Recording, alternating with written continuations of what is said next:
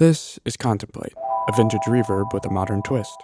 The algorithm was developed in 1977 for the prototype of the Lexicon 224 and remained a trade secret until a similar algorithm was published by Dattorro in 1997. The design has stood the test of time and has been used in various hardware and software implementations, like Plateau by Valley Audio in VCV Rack. The goal of this release was to package the algorithm with a few new features and make it freely accessible for all Max for Live users. First, let's hear the basic algorithm, then we'll hear some new feature implementations.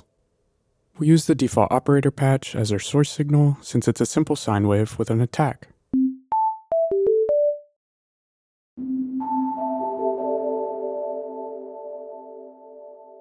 The two key components of this reverb are the input diffuser and the reverb tank.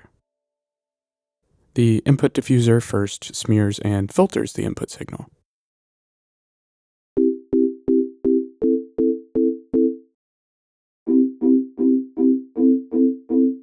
How large the smear is can be adjusted with the size knob.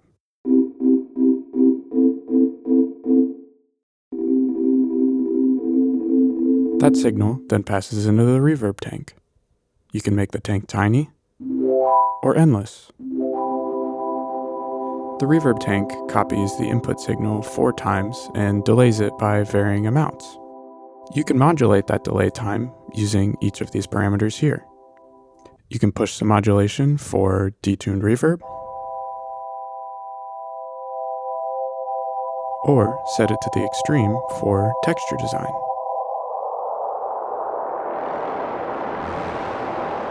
Here we see our first new feature, modulation multiply, which multiplies both the rate and depth by the mod mult value. In the original algorithm, both rate and depth have a fixed value. But by extending the bounds to what these values can be, we can use this same algorithm to create completely new sounds.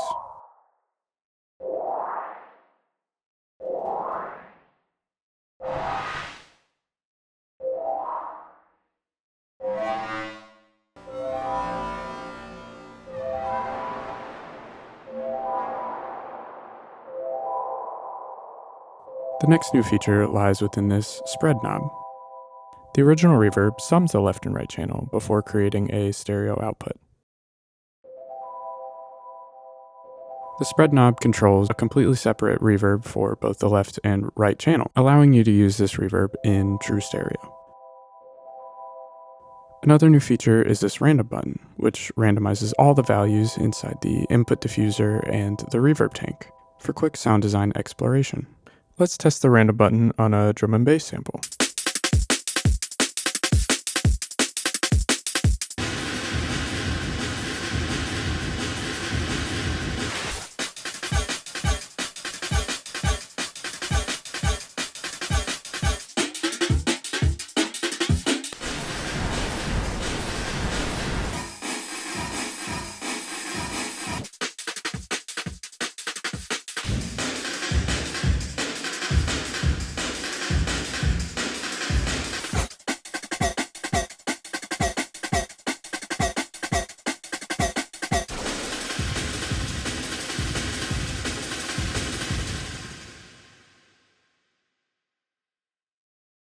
My favorite piece is the final new feature, the random threshold slider.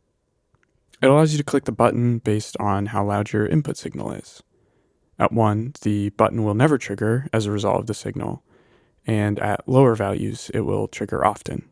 The threshold slider allows you to interact with the software in a more naturally musical human way, and brings this algorithm into a truly experimental domain.